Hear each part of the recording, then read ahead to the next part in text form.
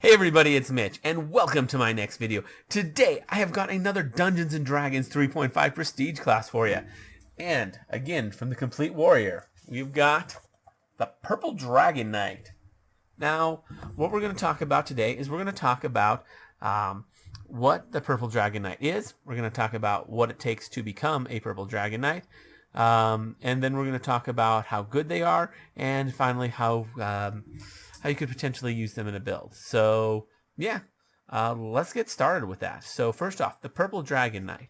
Well, basically they are the knights from an order called the Purple Dragons, which I think is from Faerun, so I believe the Forgotten Realms. So yeah, that's they're just they're the knights from that. They are kind of the leaders of the Purple Dragons. So yeah, basically who they are. Not much more to say than that, in all honesty.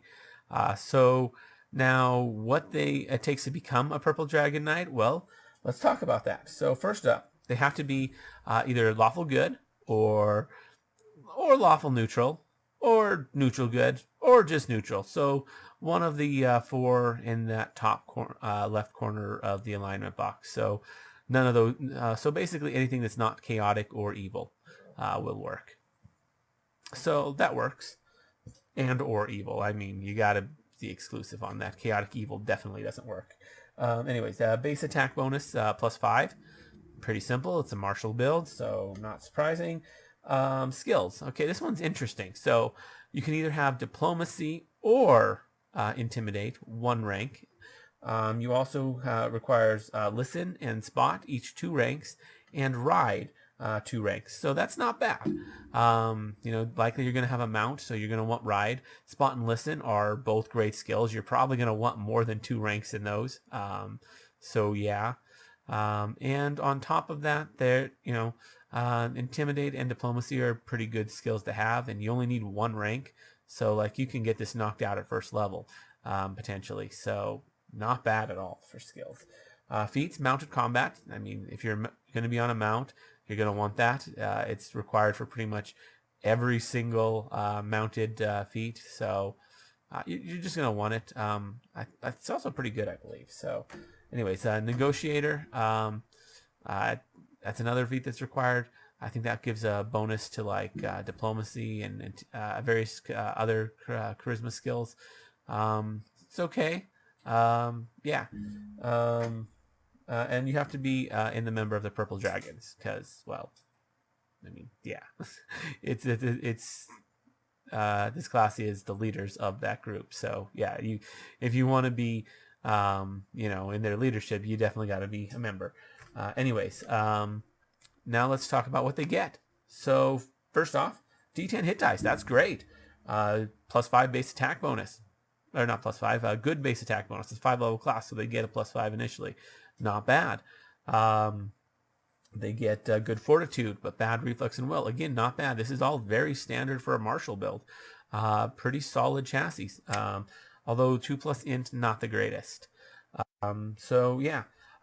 They also get proficiency with tower shields. So okay, that's kind of cool. That can definitely be handy for various reasons. Tower shields have their issues, but there's also reasons to have them. They get heroic shield, which makes it so that if they use their aid another action to boost someone's AC, instead of just giving them a +2, they give them a +4. So that's not bad.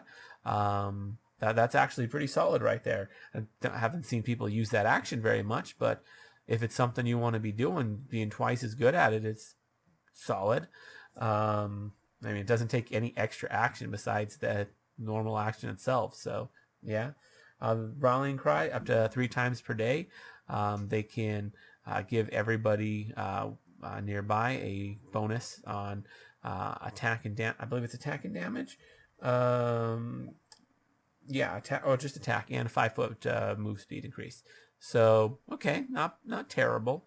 It's got some synergy issues with itself, but we'll get to that in a sec. They get Inspire Courage, which is interesting, just like the Bard does, which is the main and one of the best things that the Bard gets. So that's pretty good. The big downside is it is only a +1 ever. You can do it once per day and then eventually twice per day as you level up. So it's really restrictive in that regard, but they get it. Now, if you have other prestige classes that can help advance that could be helpful, or if you have feats or whatever. But yeah, on its own, could be better. They get fear at second level, I believe. Third level, sorry. And fear basically just lets them use basically the spell fear. It's a supernatural ability, though not spell-like. So that's good. It is a standard action, but since it's supernatural, it won't provoke attacks of opportunity or anything. But at the same time, your caster level's not great, so honestly, this one would probably be better off used ahead of combat to try and avoid combat.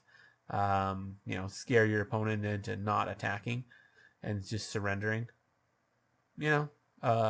Or scare them into teaming up. Be like, oh yeah, let's work together. Various different things you could do. I'd say it's more of a conflict avoidant than actually useful in combat, but still could be decent. Oath of Wrath. This one's actually pretty decent. It's really restricted in how much you can use it, seeing as you can only use it once per day, and it only works on one opponent. But once a day, you can basically point at a guy and go, "I'm gonna take you down," and then you get a bunch of bonuses. You get like a +2 to pretty much everything: attack, damage, saving throws, skill checks, basically anything that's used against that person. You get a +2, so that's pretty good. It's only against that one person. It's only once a day, so that's restricting, but it is a free action, so it's worth doing. It's all right. So then finally you get Final Stand. With Oath of Wrath, it does end if you use a full round action to flee. So, you can do part of a move action, like you can move away from them, but you can't full round action flee from them. Or else the effect ends. So that's not too terrible though.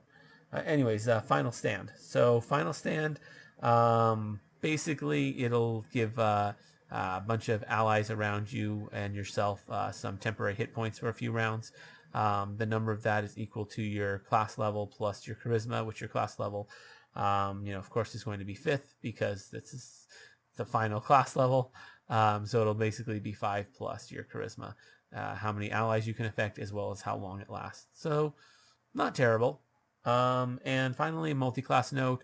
A paladin who goes this route can return to being a paladin. So, all right. So let's talk about how good this is. Well, it's not bad. It gets some decent stuff. Heroic Shield's not bad. Rallying Cry isn't terrible, although that bonus to attack roll won't stack with Inspire Courage. In fact, neither will the bonus from Oath of Wrath. Those just are all the same type, so they will not stack with each other. So that's kind of unfortunate, and that does become a little bit of an anti-synergy going on there. But, if you're doing a lot of combats per day, you can use them all in different combats, and then you don't have to worry about that. Let's see. Fear is problematic because your caster level is going to be pretty low. You're not going to be able to really get to work fully on many things that are actually a challenge to you.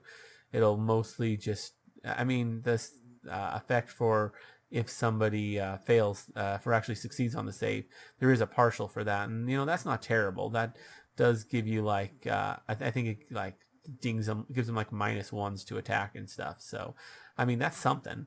And then plus it's pretty bad if they actually fail. So, it's not the end of the world. Although in all honesty, with the standard action use, odds are if you're close enough to be doing that, there's probably better actions you could be doing, like attacking. But doing it out of combat or before combat starts. That could be a decent option potentially. Sort of depends. And yeah, Final Stand could be decent. Pretty limited in how often you can do it. Oh, and Oath of Wrath isn't bad, as I mentioned. So yeah, it's a little bit underpowered, but definitely could be worse. It's got its uses. Hard to say whether it's. I mean, a lot of paladins levels, once they get past a few levels, are somewhat dead levels anyways. So this kind of keeps up with that a little bit. You don't lose too much on that, so it's not the worst thing out there. Anyways, let me know what you guys think down in the comments below. I'm curious.